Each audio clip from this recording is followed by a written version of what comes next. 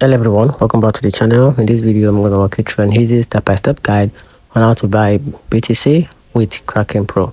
So to get started, so the first thing to do is to log into your Kraken account. Then from there you have to navigate to the funding tab from the main menu, then click on withdrawal to start your withdrawal process. Then after that you have to select the cryptocurrency you want to send. For example, you can send BTC, HEAT or USDT, depends on how you want it. Then after that you have to click add address to input the external wallet address.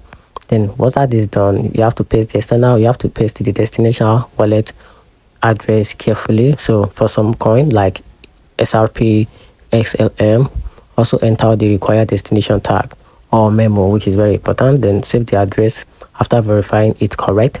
Then after that you have to enter the withdrawal amount, which is very important. So once that is done, next thing to do is to review the fee and confirm. So Kraken will also show the network fee. You also have to review all the details carefully, especially the wallet address, then confirm your withdrawal request.